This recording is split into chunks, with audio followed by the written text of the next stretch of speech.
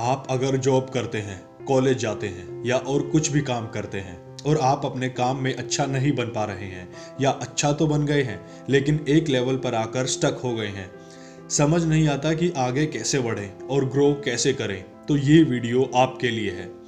ऐसा इसलिए है क्योंकि आप डेलिब्रेट प्रैक्टिस का फ़ायदा नहीं उठा रहे हैं। आपने ऐसे बहुत लोग देखे होंगे जो सालों से कोई काम कर रहे हैं लेकिन उसमें वो अभी तक कुछ भी खास नहीं कर पाए हैं। ऐसा इसलिए है क्योंकि हमेशा अनुभव विशेषज्ञता के बराबर नहीं है। समाज में हमेशा एक्स्ट्राऑर्डिनरी लोगों को पूछा जाता है जिनकी परफॉर्मेंस बहुत अच्छी होती है।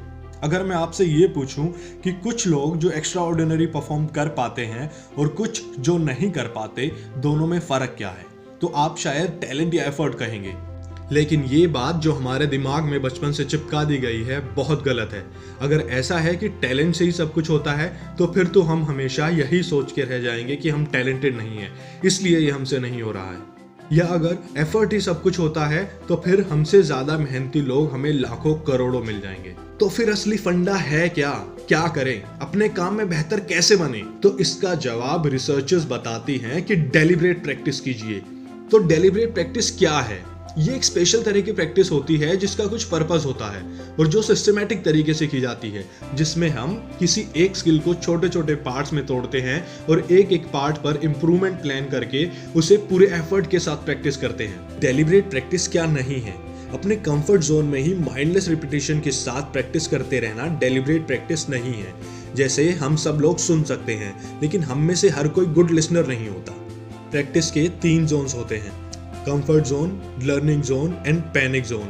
और ज़्यादातर समय हम अपने कंफर्ट जोन में ही प्रैक्टिस करते हैं और इसलिए इम्प्रूव नहीं कर पाते हैं क्योंकि हम उसे आसानी से कर लेते हैं। दूसरी ओर पैनिक जोन में काम करना हमें पैरालाइज कर देता है क्योंकि सब कुछ बहुत कठिन हो जाता है और हमें समझ नहीं आता है कि शुरू कहाँ से करें। इम्प्रूव करने का सिर्फ एक तरीका है, अपने कंफर्ट जोन से हल्का सा बाहर लर्निंग जोन में प्रैक्टिस करने का। इसको ऐसे समझिए, 2 चेस प्लेयर्स हैं, एक इंटरनेशनल लेवल प्लेयर है और एक डिस्ट्रिक्ट लेवल प्लेयर है। अगर दोनों का मैच करा दिया जाए तो ये होगा, जो इंटरनेशनल लेवल प्लेयर है वो अपने कंफर्ट जोन में ही खेलेगा और जो डिस्ट्रिक्ट लेवल प्लेयर है वो अपने पैनिक जोन में। तो इम्प्रूव कोई भी नहीं कर पाएगा। इसलिए किसी स्किल की उस एक्टिविटी को प्रैक्टिस कीजिए जो अभी आपको आती है, उससे हल्की सी मुश्किल हो। मतलब कि लेवल सेट कीजिए। लेवल 2 पर जाने से पहले लेवल 1 पर ध्यान दीजिए। डेलिब्रेट प्रैक्टिस की एक ज़रूरी बात, प्रैक्टिस रिपीटेटिव होनी चाहिए और कॉन्टिन्यूस फीडबैक ज़रूर मिलना चाहिए। बिना कुछ सोचे समझे कुछ भी प्रैक्टिस करते रहना गलत है। आप अपने अनुसार टेक्निक पर ध्यान देकर प्रैक्टिस कर सकते हैं, लेकिन अगर आपको उसका प्रभाव नहीं दिखता है तो 2 चीज़ें होती हैं, या तो आप उसमें बेहतर नहीं बन पाते हैं या आपको फ़र्क ही पड़ना बंद हो जाता है। इसलिए फीडबैक के लिए किसी मेंटोर, टीचर या फ्रेंड की ज़रूरत पड़ेगी जो आपसे उस स्किल में बेहतर हो। इससे हमारी सीखने की स्पीड बढ़ जाएगी। आप और मैं अभी कोच हायर नहीं कर सकते, लेकिन हम एक काम कर सकते हैं। आप अपने फील्ड के बेस्ट लोगों पर रिसर्च कीजिए और उनकी एक एक हरकत को ऐसे स्टडी कीजिए जैसे कि वो आपके कोच हैं। And emulate practice not performance. और उन बेस्ट लोगों की परफॉर्मेंस से ज़्यादा उसके पीछे की प्रैक्टिस पर ध्यान दीजिए, उसे डिकोड कीजिए, या फिर आप उनसे समझकर खुद की स्ट्रेटेजी भी बना सकते हैं। इसको इस इंटरेस्टिंग एग्जाम्पल से समझिए। बेन फ्रैंकलिन डेलिब्रेट प्रैक्टिस को बहुत फॉलो करते थे। एक बार उनके फादर ने उनसे कहा कि वो अच्छा नहीं लिखते हैं, उनके विजन की क्लैरिटी, उनके लिखने का स्टाइल वगैरह वगैरह अच्छा नहीं है।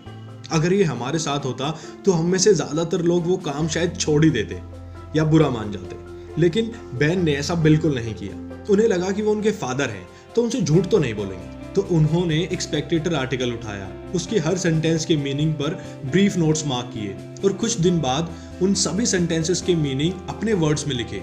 जब उन्होंने कंपैरिजन किया तो कुछ गलतियों को डिस्कवर किया। उनमें से एक गलती थी उनकी पुअर वोकैबुलरी।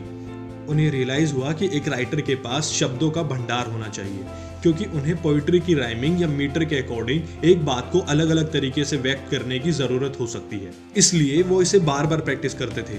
फ्रैंकलिन ने यह भी महसूस किया कि एक अच्छे आर्टिकल को लिखने के लिए एक सबसे ज़रूरी बात है कि इसको कैसे ऑर्गेनाइज किया गया है। तो उन्होंने एक सॉल्यूशन निकाला। हर एक सेंटेंस पर फिर से छोटे छोटे नोट्स लिखे, लेकिन इस बार कागज़ की अलग अलग पर्चियों पर, और इन सब पर्चियों को मिला दिया और कई हफ्तों तक ऐसे ही अलग रख दिया जब तक कि वो आर्टिकल को भूल ना गए। और फिर उन पर्चियों को करेक्ट ऑर्डर में अरेंज करने की प्रैक्टिस की और उसको ओरिजिनल ऑर्डर के साथ कंपेयर किया। उन्हें फिर से कई गलतियां मिली। वो ऐसा हमेशा करते और अपनी गलतियों को ठीक करने की कोशिश करते रहते, और उन्होंने ये सब बिना किसी कोच की निगरानी के किया। और आज के समय में तो इंटरनेट पर सारी इंफॉर्मेशन, सब कुछ इजीली अवेलेबल है। और आखिरी बात, ये फिजिकली और मेंटली काफी डिमांडिंग होती है। जो काम हमें आते हैं उन्हें करना फन होता है, लेकिन डेलिब्रेट प्रैक्टिस फन नहीं है, क्योंकि अपने कंफर्ट जोन से बाहर आके काम करना फिजिकली और मेंटली थका देने वाला काम होता है। इसलिए इसको लोग एक दिन में मैक्सिमम 4 से 5 घंटा कर पाते हैं, वो भी अलग अलग सेशंस में तोड़कर, जिसमें एक सेशन 60 से 90 मिनट का होता है। लेकिन इससे जो इम्प्रूवमेंट होगी वो बेमिसाल है। अगर आप जानना चाहते हैं कि कैसे सुशांत सिंह राजपूत ने डेलिब्रेट प्रैक्टिस का यूज किया अपने बिलीफ को स्ट्रॉन्ग करने के लिए, तो ऊपर आई बटन के लिंक पर क्लिक कीजिए। तो आज बस यही था मेरे पास आपसे शेयर करने के लिए। धन्यवाद। और हाँ, आप कौन सी स्किल कैसे सीखने वाले हैं डेलिब्रेट प्रैक्टिस का यूज करके, मुझे नीचे कमेंट सेक्शन में जरूर बताइए। So do subscribe and press the bell icon to be updated। और हाँ, अगर आप कोई टॉपिक रिकमेंड करना चाहते हैं, उस पर वीडियो चाहते हैं, तो नीचे कमेंट सेक्शन में जरूर बताइए।